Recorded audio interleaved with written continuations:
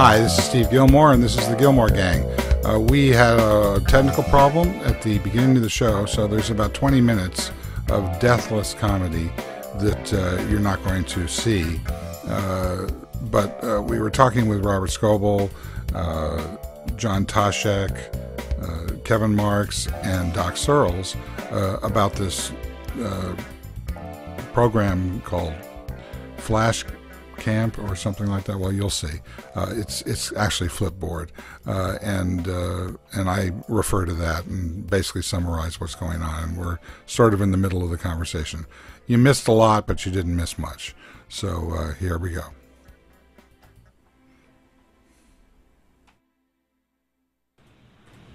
Okay, just a note to the user, to the listeners out there. You should hear audio now. Sorry about that. I believe we were recorded, but just to summarize, Robert has a new shiny toy, and and I'm not sure. It's not just me. I mean, you know, I showed it to the former head of MTV, and he said this is revolutionary, and went off on it. And same thing with Ashton Kutcher. Same thing with the Kennedy. Kathleen Kennedy, the daughter of Robert Kennedy, had never been on Twitter before, didn't see the value in Twitter, saw this, and saw instantly that she had something on Twitter that she would want to see. Don't get upset, Robert.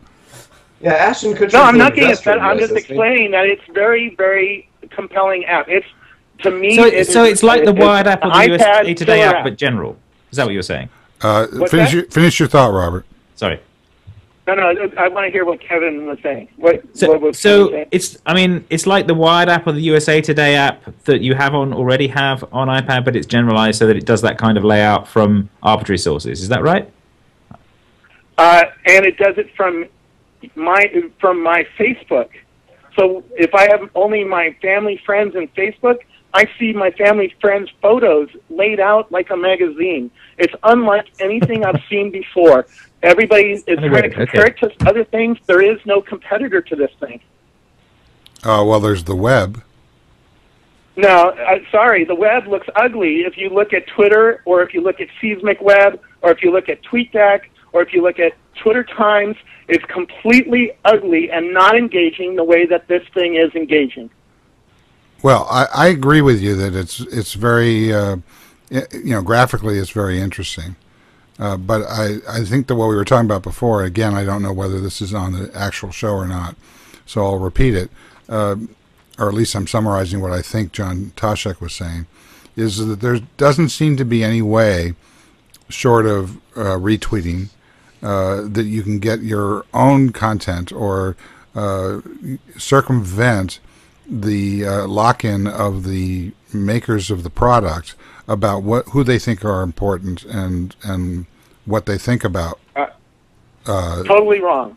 And part of the reason you're totally wrong is you haven't been able to get access to the Twitter feeds to see how to add anything into the system. For instance, when you get access to Twitter on Flipboard, you can actually add a single person. Any person on Twitter you can add in there. So I can add Dave Weiner in and make a magazine of Dave Weiner, and it's unbelievable. Or I could stick Hacker News in there, or I could stick TechCrunch in there, or I could stick the New York Times in there, or I could stick anybody, any of my family, any of my friends. But seriously, Robert, the first time I booted the thing, it comes up and it says, "Hi, I'm Pete Cashmore, and I've got something important to tell you." That's because who's you Pete haven't Cashmore? yet been able to add your Facebook and your Twitter into it. When you are able to add your Facebook and Twitter into it, it is your friends that you see, and you can delete everybody else. So you can highly customize this to only show the Twitter list or the Twitter people that you care about. And if you don't care about Pete Cashmore, you can delete that tile real easily. You just swipe right on the homepage called Edit, and you hit Close, and it deletes them. Yeah. And it gets rid of them. You can even hide specific people inside Facebook or inside Flipboard. So if you don't like Pete Cashmore, you can permanently delete him from all of your Flipboards, and he will be gone. So what you're telling me is that by default, it tells me what I should think is important, and then if I don't think that, if I don't agree with them, then I have to go and personalize it and delete everybody. And then hang on, Robert, hang on. Yeah. And then if I want to have any kind of customized interface so that I can actually get back to what I could do any day on, a million tools, regardless of how pretty it is. If I want to actually have an effect on the network, I have to, I don't know what I have to do. I have to use lists, which I think are, I've never used a list and never will. Or you will if you try this app out and you actually get into it, because you are using lists. Everything you see in Flipboard is a Twitter list. No, and that's really no. I'm not using lists. The fundamentals of this. Well, okay, you don't have to use lists, but if you're using Flipboard, you are using lists because they are presenting information off of a list. So that's how I get it. Underneath it works. I get what you're saying. What I'm saying is that there's no network effect with the program. There's no feedback loop between what not much of one yet. I'm just telling you because I asked that question. Not much of one today. You can comment to your Facebook friends. You can like on Facebook. You can retweet on Twitter, and you can favorite on Twitter. And coming soon, you will be able to also do other interactions with people on Flipboard. But this is a 1.0 product, and they didn't get that done in time. Okay. Doc. Yes, sir. This doesn't sound like aggregator relationship management, does it? I don't know. Can you hear me, by the way? I'm never sure. Yeah, I can hear you. Okay, good. I need to know which is mute and which is so tiny. I don't know what it is. I mean, I'll take Robert's word for it that it's a cool thing. We have an iPad. It just happens to be in France right now with my wife and friends and not here, so I can't really check it out. Your iPad's on vacation. It's on vacation. It started on vacation. It may stay on vacation. There you go. Anyway, I hope I have that song right. It's just interesting to me that there's this sort of tug of war around where the web is going. Right? There's always been a kind of a little tug of war between people who are happy to have a stable space in which they can do layout, for example. I mean, so the iPad's really great for that. All of a sudden you have this confined space that looks like this. There are a bunch of tight rules about how you can use it, and you can design against that. But it's also kind of a fork, right? And that's where Kevin was going. If I don't have an iPad, then some stuff that's done that's purpose-built for that, and if it's so cool, right, some stuff's going to get purpose-built, and then the web gets forked. Well, I mean, if you don't have a baseball glove, you can't play in the game. So, so what? Well, the baseball glove used to be a browser, right? And it used to be things that were derived from a browser, and you used HTML. And I think that there's, I'm not saying this is right or wrong. It's just I think it's a way things are going. There's several other outfits that are in this space, none of which I've seen. Instapaper, I think, is one. There may be some others. What I just said, I basically got from Dave Weiner at lunch today, too, by the way. So I'm sort of... Yeah, I haven't read what Dave had to say about this. Well, I'm not sure he wrote it, but I think we're in this very in-between space right now when we have more and more devices and more kind of arcane ways of using those devices, and more on the production side, design targets for what you're writing, and on the user side, I think we're going to see more and more examples like this, where if you don't have this particular device, you're not going to be able to get something that's written exclusively for that. Now, maybe that's not the case here. I mean, tweets, Facebook, feeds and things like that. Maybe those are so simple and straightforward that it really doesn't matter, and having a cool magazine-y way of looking at it is just fine, and it's really not breaking anything. It's just yet another way to display, and maybe that's the case here. But I think what we're seeing at this moment in time is an old tug of war that's been with us from the beginning, which is different parties wanting to pull the web and pull the common ways that we deal with each other in different directions. John Taschek, you're nodding with agreement, right? I think I completely agree with that. There's always been this tug of war between the visualization aspect of the web. One of the first companies I ever worked with was actually an aggregation of news, and we took all sorts of news articles and put them into a pretty fax, and we did fax publishing. and embarrassing to say now. But the first, I mean, there used to be like 3D browsers. There were plugins for these things, and everything made them look pretty, and it was a better experience. And maybe Flipboard is that key. I think that it would be, from my perspective, a more important application if it had an enterprise focus, or if it had an enterprise strategy, where it's pulling in. It's an application that pulls in not just Twitter feeds, but feeds from enterprise applications, so that a person can custom build their own portal. And in a way, that forks the web, like Doc was saying. But it's also an important asset for some people who just want to have a dashboard into their to the enterprise performance, for example. Well, I feel your fax thing. Like Kevin, I don't have a fax because I'm waiting for the Google fax, but the Android fax. Android fax, in fact. Yeah, yes. but your point about enterprise adoption. There was an interesting story today. Pardon me, I've got this lisp as a result of this tooth appliance that I'm going to have for the next 6 months. So enjoy it. There was a story about how at an AT&T press conference or a earnings call or something like that,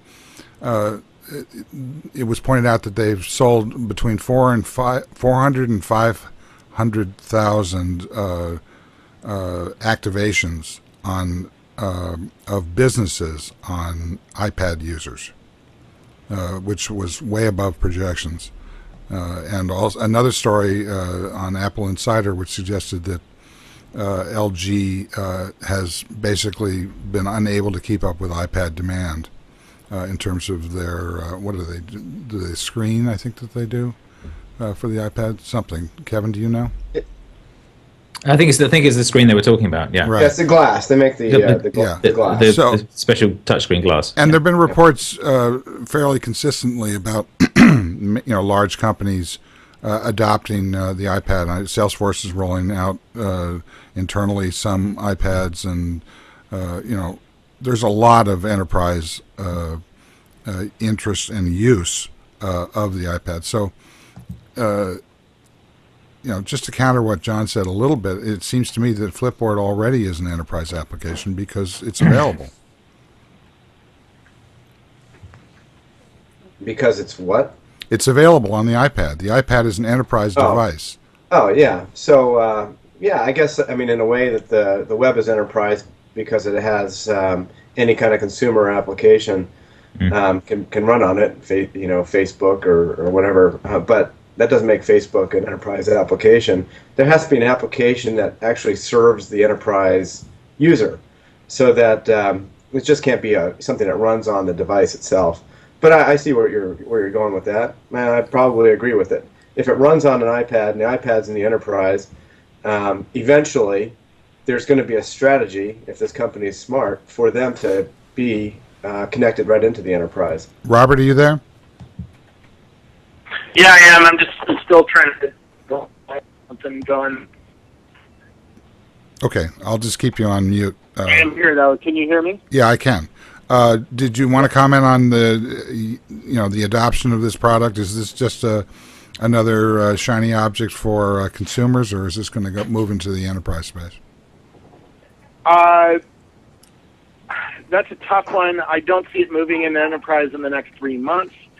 I think I talked with an executive at Cox Communications last night, and he's excited about it, though. So there's clearly the early adopters excited. Enterprises are just as excited about it as I am, and they're starting to build Twitter lists of their employees and of their friends, and seeing the newspaper. It's a very compelling Twitter reader. It's really a competitor to Seismic and TweetTech. And if you have an iPad, it's beautiful. And if you can get in, and that's the other problem. Right now, a lot of people can't get in. Right. Well, I agree with you. It's definitely it's a Twitter aggregator, and it looks very nice. The only thing I find completely uncompelling about it is the fact that it hasn't yet, according to you, it will harness network effects, which I think right now, talk about anti-web, the idea that that readers, that an application is just going to be used by people as independent nodes, and there's no feedback loop back to the network, and then that data is then returned in the form of services. Isn't that what Google's entire strategy is around Android, Kevin? Can I just jump in there for a second? Because sure, you go first. I've been using Flipboard for 2 weeks to communicate with you guys, and you never even knew I was using Flipboard. So the feedback loop is the same as with any other Twitter client. I can retweet, I can comment back, I can @reply you, and I can favorite, and I can do that kind of stuff. So I'm not sure where you're understanding. Well, I guess feedback loop. Here's what I think. I think that I think it's good news for people who do get what I'm talking about, which is that implicit gestures. Remember those, Doc? Yeah. Are a powerful mechanism that, in my opinion, are more important than overt, explicit voting. And when you talk about retweets, you're talking about an explicit vote. When I'm talking about behavioral feedback that is with the assent of the user, which is another important factor. In other words, the issue of privacy is turned on its head, and people are essentially broadcasting to the network what I call gestures of their intent, as what Doc calls the intention economy, or did many moons ago. Right. That model is what we're going to see developing inside of the location plays and everything else that is social on the web, and that is something that is going to intimidate and cause a lot of Sturm and Drang at, for example, Google. And I'm going to turn that over to Kevin to pontificate while I could try and get the stream back up again. Okay. Well, yes, exactly. I agree with you there. That's the whole point of the activity stream stuff, is to come up with a common infrastructure for doing this, so that people can create new clients. At the moment, what happens is they tend to implement Twitter and or Facebook explicitly just using their APIs. And the point of this is to have something that isn't focused around two companies and stuck on that. And therefore, it's trying to fit together all these different possibilities of this and integrate the blog world with the social network world as well, and make sure that the stuff we express can flow back and forth between the two.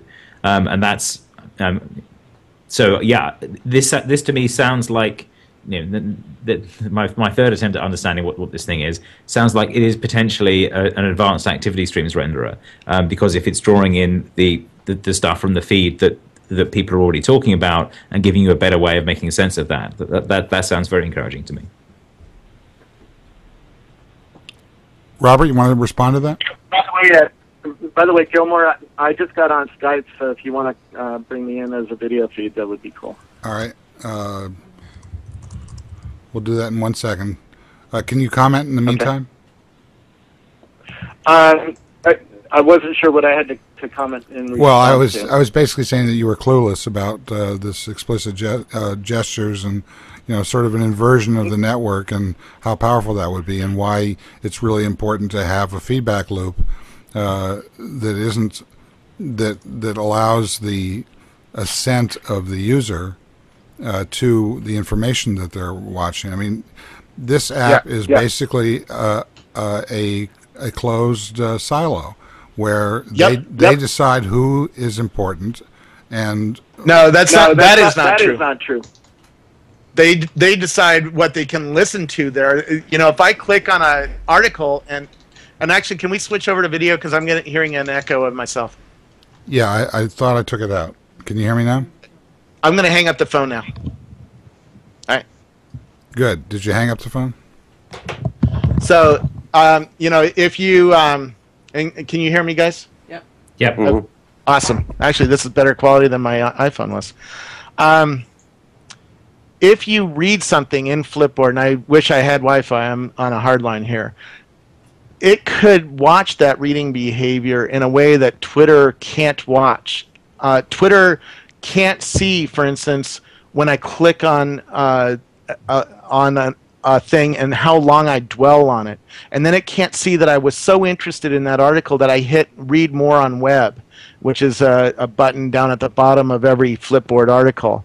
And so they could study me as a user in a way that is very, very interesting. The only place that they have... But they should help you republish that so that you can use it as well. That would be Doc's take on it. Absolutely, and I'm on board with that. I'd love to see an activity stream that I can share back out to the Twitter world. But first of all, I talked with Marcy, who's one of the co-founders there, and she says they're not actually at this point in time studying that much because they're just flooded with data because of this launch. They're actually turning features off to try to get the service up and running. So I think we're going to see that in a future one. This is certainly something that I'd love to hear them talk about on Gillmor Gang. You know, what is their plans for this data that they're going to be able to collect on us? Because they're clearly going to sell it to the advertisers, right? All right, so Doc, you're saying you don't want to be tracked. No, I don't want to. Well, then why is it that you write? Why do you write? I gladly pay them to do stuff that's useful to me, but if they're working for the advertisers, I'm not interested. But wait a second. You're being tracked every time somebody clicks on a bit. Well, fine, but you know, I don't want to start there. You know, and if I could, I'd turn it off. Honestly, you know, but I don't have a choice about that. You know, if they gave me a choice about that, I'd be willing to pay for that choice. Okay. But that's good. Why do you write blog posts, Doc? I write them because I'm a journalist. I write them because I'm a writer. I write them for readers. I write for readers. I don't write for advertisers. I don't have advertising on my blog. Forget about advertising. Why do you write? Why do you push content onto the network?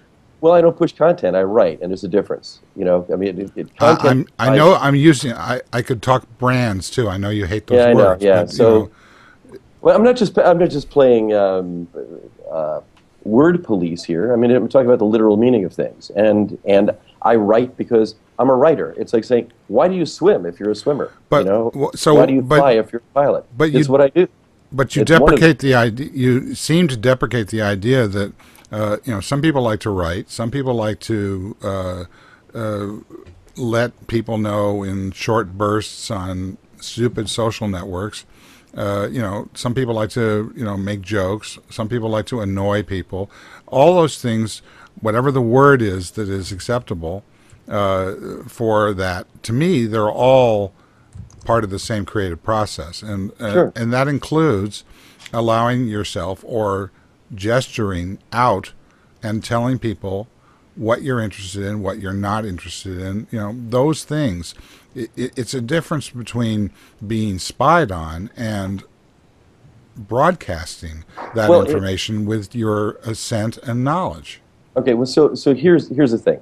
Right now we have a system in which we really don't have much control over that, and we just kind of hope and rely on the goodwill of people like whatever this company is, Flipbook or whatever, to do right by us. And what I'm working on, and a lot of other people are working on, is coming up with the tools that allow us to have a lot more control over that kind of stuff, and to be able to make gestures that are not just the ones they will let us have, but rather to be able to say, I'm looking for this, I don't want to do this, I'd rather you did this. I'm willing to sign things that have these particular lines in them rather than just the kind of legal agreements we have now, which are not agreements at all. Even though we click agree on them, there's no way to negotiate them. In fact, there was a decision in a California court a couple of days ago that said basically those things are unenforceable. So, I mean, I think it's really early in all this, and I don't really have a problem with these guys collecting stuff. It's just not a motivation for me to be spied on. And I know I'm being spied on a lot, but that doesn't make it okay. It doesn't make it something I want. I think I can help them a hell of a lot more than they can help me. Well, I don't see any difference between what you just said before the last part about spying. I don't think that this is about being spied on. If there was a conference in New York 3 or 4 years ago that Seth Goldstein put on, sort of the last dying breath of the attention trust, and at Reuters, that building at Reuters on top of Times Square, and the notion was presented. I think I said it. That it might be a good idea to be able to set up a packet generator which puts a license at the beginning of each packet that goes out, that basically says you have the right to reuse this in any way you want to, but I'm giving you that right. In other words, basically claim ownership to whatever it is that we push onto the network. That sounds to me like VRM or what? Yeah. Okay. So we're doing that, and it's sort of like we'll see that, and we're raising it a few other features. Right? Yeah, absolutely. I'm giving you the right, but it's like saying, okay, there's some granularity to this. But the point is to grab the you grab the reins of progress, and you say, this is my data, and I'm telling you that it's okay for you to use it, as opposed to, and the interesting test would be whether Google or Microsoft or any of these guys would accept that, or whether they would basically say, no, you've got a license to be a digitally free citizen, and we're going to stomp you into the dust. I don't think they'll do that. I think they'll have a hard time doing that. Well, there are a lot of companies, there are a lot of sites. We don't need everybody to follow what we're trying to do immediately. It's some new stuff. If it works, it's great. If it doesn't work, we'll keep working on it. Or we'll fail, and there's no cost to anybody. So we'll see what goes on. Okay. Well, I think that. Oh, we still got 20 minutes, Doc. I gotta go. About something other than this new toy. Yeah. Is there anything other than this new toy? I don't know. I've had really bad computer luck this week, so I've missed a lot of things. Well, they're just whittling you down until you surrender to the iPad. I had 3 Macs die on me, and my phone died. So. Well, that's because the Mac is dead, and long live the iPad. But I just got a new Samsung Android phone, and it's the first Android that I think is pretty interesting. What? It's not as cool as the iPhone. Okay, Steve, I still am using my iPhone, but the Android. How long is the battery? Galaxy? Hang on, give me a sec. I'll go and get some of the fun Androids I've got. Give me a sec. Oh, okay. This is the Android moment, where Taschek will show his. Robert, is it the Droid Galaxy? 1. Yeah, it's the Galaxy S. It's an AT&T version, that Captivate, and the screen isn't quite as sharp as the iPhone, but it's sharper than any other Android phone I've had in my hand. And so it sucks a little less than everything except the iPhone. You know what? Not everybody wants to be on the iPhone, Not that I'm aware of. Is this the one they're giving? Isn't this the one they're giving away for free if you have an iPhone problem and you've tweeted about it? Yeah, I got it for free. I had to buy my iPhone, and I got this for free. So that tells you a little bit. I know, but Samsung UK is giving out these Galaxies for free to people who have complained about their iPhone. Is that the same one? I got to go start complaining about the iPhone, even though I don't have one yet. I think so. Actually, the one I have is a 30-day loaner, and they made it very clear it was a loaner, so I have to send it back.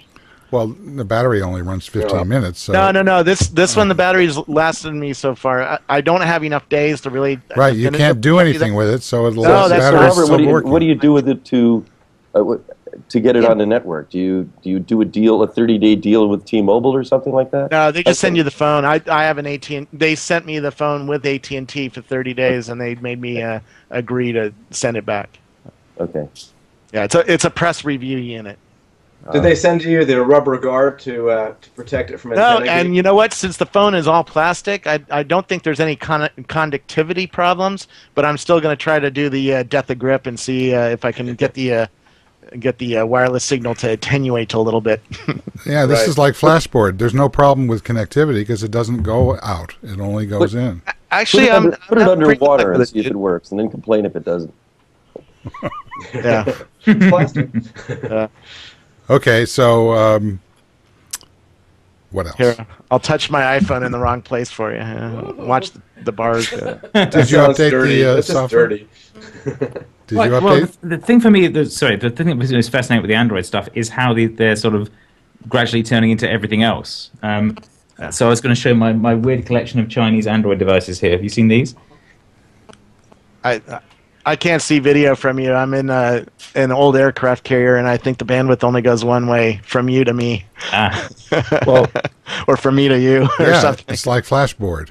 This one's. You notice I'm calling it Flashboard. There's a reason. It's like mini iPad-like. Okay. And this one is like a giant mutant iPod. And these are all like $100 devices being rushed out by people in China. Does it say Acme on all the screens? What does it say? It says Android. Oh, it's backwards. That's why. Oh, really? Yeah, I don't know why. Okay. And they're not beautiful, but they're cheap. Yep, and that's why it's very clear to me that the Android's going to be the Toyota and iPhone's going to be the BMW. The BMW feels nicer, is engineered nicer, is more fun to drive, but Toyota sells a hell of a lot more cars than BMW ever will. You know, these are the Android mousepad. Android mousepad. Go ahead. And I don't think there's anything wrong with being the Toyota of the world. That's a perfectly legitimate way to build a business. Is go for a large market share. And especially if they have a Lexus division where they do compete with BMW. Yeah, but and then they shut it down. Here's where that argument falls apart. Google does not hire people who care about aesthetics. Here's a good little trick to do. Go through the Apple parking lot and look at the cars that people buy, and then go look at the Google parking lot. Google, and I did this because a friend of mine is selling a company to either Google or Apple, and he's doing these kinds of experiments to see which company would be more better cultural fit for his company. And in the Apple parking lot, there are a lot of really interesting different cars, a lot of customized cars, a lot of German sports cars. In the Google parking lot, there's a lot of Priuses because they get $5,000 off the Priuses, but there's also a lot of other eco boxes and not a lot of color in the parking lot. The people that these two companies hire decide what kind of products they're going to bring out. And Apple will always be the one, and thank you, somebody. Apple's always going to be the one that brings out something aesthetically beautiful. This thing just feels good to hold. It feels like a BMW. My Samsung works great, but it feels like a Toyota. I completely agree. I mean, I thought that the Nexus 1 was pretty cool, and then they stopped making them. Yeah, the Samsung actually is much nicer than the Nexus 1. It's faster. Sure, it's 6 months later. I mean, so what? And it has a nicer screen. And the Evo's nice too, and you know, there's a range of good ones. The Evo is a good coaster. Yeah, Evo I give away. I couldn't stand the Evo. Sorry. Oh, I'll take it if you're giving it away. I want more of those. Yeah, well, I give it away. I was on the Gillmor Gang one day, and it used 40% of the battery in 1 hour, and I just can't put up with that. It just, it's like... I need to get to 2 o'clock on my battery. I mean, come on. I mean, I think it just proves that, how incredible Apple is. That no matter how many resources, no matter how much monopoly control of advertising that Google has, they can basically come up to, second place. Yeah. But that's the point is they're different things. The thing is that Android is our first open source consumer OS. The fact is that most of these things are being built without Google's approval at all. These iPad-shaped things that I'm getting from China that look like iPads are running Android that haven't been blessed by Google. I mean, this one even has the female version of the iPad connector on the bottom, which I'm fairly sure Apple has not licensed to anyone at all. So there's clearly some underground Steve, technology going on here. Steve, here's an agenda for Android now. They can run the apps I'm writing. Steve, here's an agenda item for the next year of Gillmor Gang. I was just over at SRI, which is where the mouse. That's where the mouse was invented and a whole bunch of other things. Uh-huh. And that's where Siri was invented, that sold to Apple. And I met with the venture capitalist and the vice president and got the inside story about what was going on. And it's clear to me, and it's clear to the people who sold the company, that Apple is going to use this to be a differentiating feature next year. that's going to be an interesting story to watch. And I think the real war that's coming is over the voice. In fact, look at the hiring patterns. They said Google is stealing some of the key employees by paying exorbitant salaries to get them away from Nuance, which is the voice recognition technology that Siri was using. I think next year is going to be all about voice, and then what it does with web services on the back. What does it hook up to? That's why yesterday I went to OpenTable, and by the way, OpenTable is seeing much more economic activity from each iPhone user than from each Android user. And that's an interesting data point that has nothing to do with market share or coolness of the devices. Apple is gathering the people who use these devices more, and that's something I'm watching. I've got 2 data points for you. One is an interesting article that I saw somewhere, and I can't remember.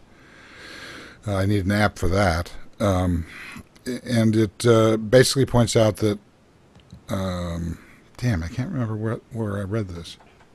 It was Silicon Valley or Silicon Alley Insider. Mm-hmm. It pointed out that this is that the iPad and the iPhone are devastating if they go into the enterprise, as I suggested that article suggests that they are. That it's a devastating blow to Office. Yeah. You know, I mean, none of those things can run Office. Yeah. Period. In fact, the executive at Cox that I talked with last night was just like Steve Rebell, who's the vice president at Edelman. Both of these guys are using the iPad almost exclusively, and they're trying to get away from all other computers and just want to carry the iPad into work. And one of the things he told me was he keeps getting pitched by Microsoft on the new Hotmail and the new live strategy, and he says it doesn't work on my iPad, so I'm not going to use Hotmail. I'm not even going to be able to try it because it doesn't work on the iPad. And I think you're right on.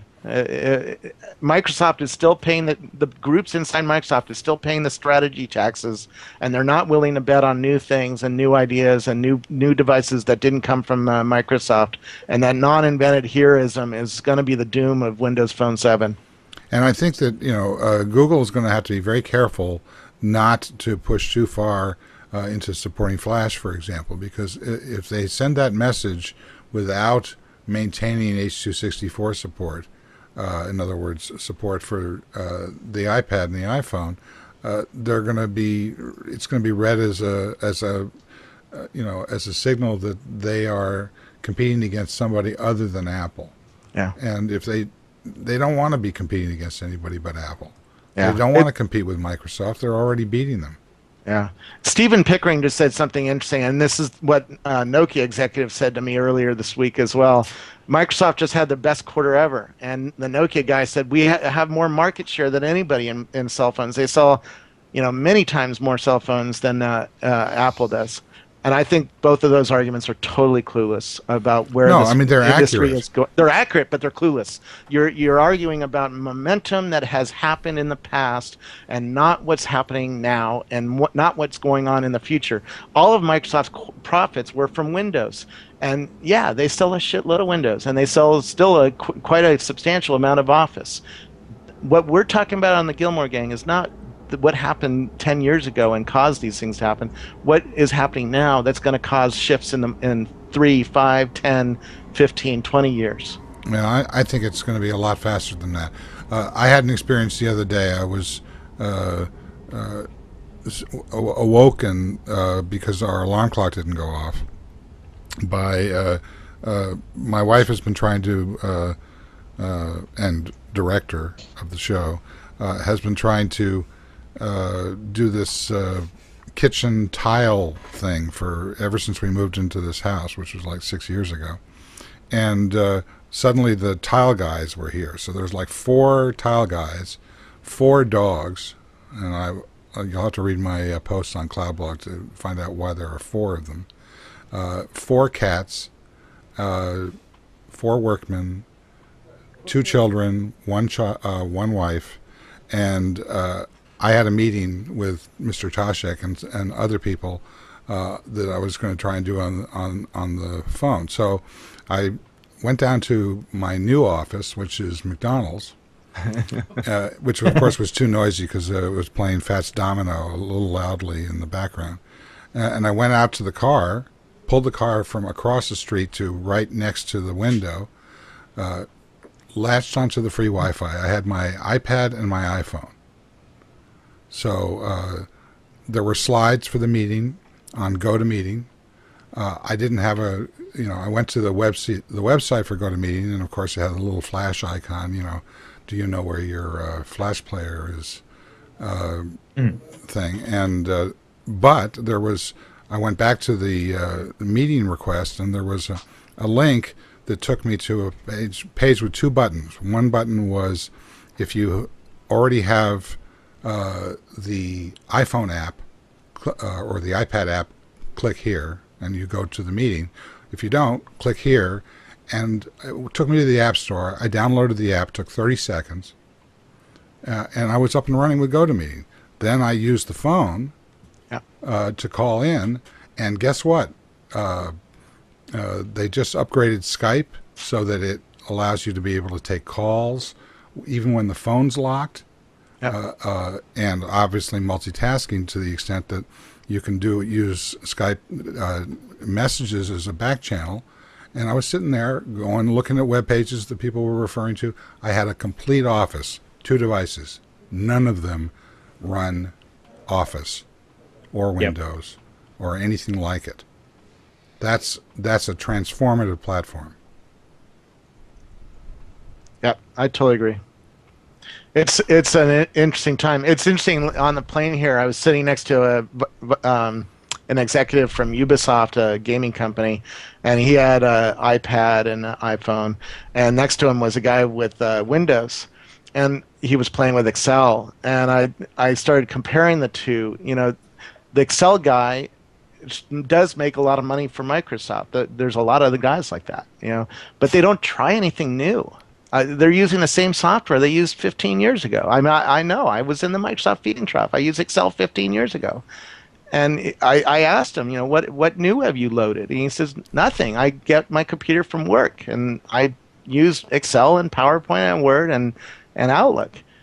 And he's not the guy who was, the other guy was sitting next to me. He had almost 100 apps on his iPad and was able to show me all these new apps that do new things that didn't exist 2 years ago. And I'd rather hang out with the guy with the iPad to tell you the truth. John? It sounds almost, it sounds like the, in B school 20 years ago, they would teach you about the knowledge worker and how the rise of the knowledge worker. This sounds like the death of the knowledge worker and the creation of the knowledge creator, or something new, that supplants that old knowledge worker is just pushing data around and moving it from one person to another, one machine to another.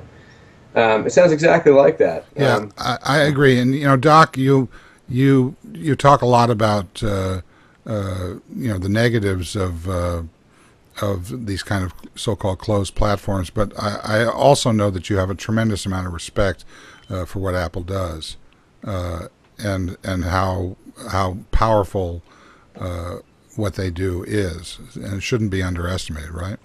Right. Well, I look at it as a sort of Apple works this way. They create these vertical smokestacks of where they control the whole thing, but they invent an entire category. That's what they're doing here, and they did it with the iPhone as well. And to their credit, especially with their original data deal with AT&T, they made mobile data possible. Now, AT&T's pushed back a lot on that, and there's a lot of crisis around mobile data and all that. But in the long run, what Apple did in the first place is going to turn the mobile data world, the mobile phone world into the mobile data world a lot faster because they invented this thing. It is a generative platform in the sense that an awful lot of stuff can be created for it. And, it's not generative around the hardware. Only one company makes the hardware. It's interesting that Kevin can show us, 10 Chinese Androids, and I've got a Nexus 1, and, they're all good, and in the long run, in a horizontal way, Google and a lot of other companies are going to open up this marketplace. You kind of need the horizontal and the vertical working together. But yeah, they broke a lot of ground here. It's not the end of times, though. I mean, just nothing will be older 2 years from now than the iPad you're using right now. Yep. And 2 years. I'm already hearing a year, Doc, not even a year. Doc, I'm already hearing from inside Apple that the next iPad that comes out in early next year is going to be as different as the 4.0 iPhone was to the 1.0 iPhone. So by the middle of next year, we might see a revolution. I have to run in a minute, so I'll make my prediction, which is, having used an iPad a little bit, here's the problem with it. It's a little bit too big. And there's another form factor that's like it's the 8.5 by 11 form factor, sort of. It's a little too big for a purse. Kevin's got one. Small. He's got 50 different devices, so he's got one in your size. And pick a size, any size. I think that there's a somewhat smaller form factor that probably Apple's going to take the lead on that thing and make it happen. And all right, so I want to push back on one little tiny thing. I agree with everything you said. Okay, the show's over now. And it will be for me in a minute. I know. That's why I'm trying to rush this. The FaceTime thing.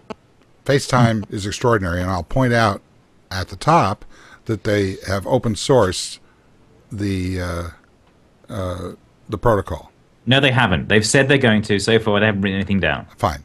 And you think they're not going to do it? I hope they're going to do it because I want to interoperate with it. Yes, exactly. But, to say, I can't Steve wait. Announced it. I can't wait for we can plug the I can't wait to have a battery car that follows my Evo, so that I can use the front-facing camera on that to be able to talk to the few remaining people who don't have iPhone 4s. So I haven't wanted to talk about this, but our daughter had a medical emergency yesterday, and she's fine. And we went to the hospital, and as you know, it was the UCSF Benioff Children's Hospital. Big sign on the door. Mark donated, and his wife donated $100 million to this thing, which is just an extraordinary bunch of people. So in the hospital, you can't have cell phones don't work. There's no service. There is Wi-Fi, and they give you a password when you walk in. So I wasn't able to call my wife, but I was able to reach her on FaceTime. Yeah. Because it went right over Wi-Fi to our house. And the experience of sitting there in the middle of a hospital in a corridor, because they were so busy that they had no rooms, and being able to, reassure both my wife and my daughter by having them be able to be in intimate contact in this revolutionary device. That's why Apple is Apple. They invent the future, and they make it happen. It's funny, Steve. First of all, there was a new company or a new product came out yesterday called Faceplant, which if you have it on all your friends' iPhones, you can see when they're available, even without making a call or without even doing a FaceTime with them first. You can see when they're on Wi-Fi, and you can actually call them. It's a pretty cool little app. But the guy I was sitting next to today, I told him I've had front-facing cameras on phones for 4 years now. I've had a Nokia N95 and all sorts of different Nokias that have front-facing phones. And I've never been woken up in the middle of the night by somebody desperate to try it. And I have been with the iPhone. I mean, people get the iPhone, and the first thing they want to do is try this FaceTime thing. And it has to do with the affordances of the UI, because it shows you when you can FaceTime somebody, and you click on them, and it shows you that. And it also has to do with the advertising. The advertising is aspirational and makes you want to do something new that you didn't do yesterday. And that is driving a lot of behavior that I've never seen before from a consumer electronics company.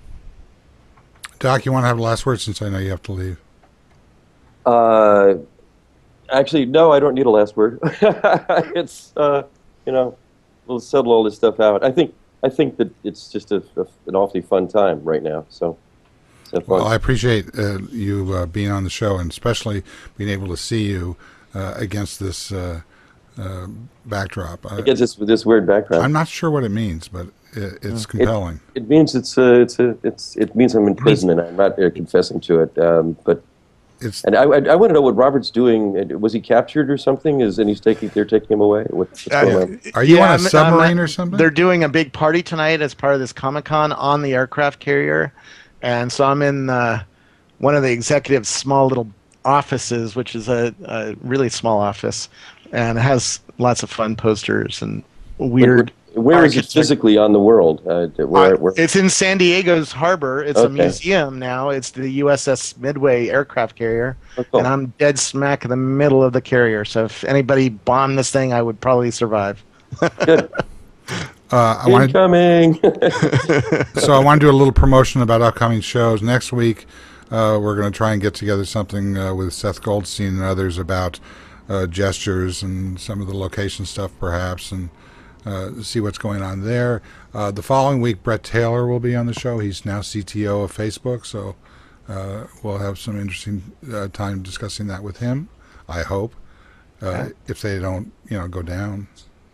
They've got 500 million people now, so we may see a fail whale or two in the next few weeks. Well, Twitter sure is down during the show. I've been trying to hit it for the last 10 minutes. It's just fail whale, fail whale, fail whale. So I want to thank everybody who showed up, and especially Doc Searls, Kevin Marks, John Taschek, and Robert Scoble. I want to thank Rackspace, and particularly Rob Legess, without whom this show would not be back on the air, and NewTek and their TriCaster, without which this would not be on video. And I want to thank everybody who showed up, and especially those who didn't. I'll see you again next time. Bye-bye.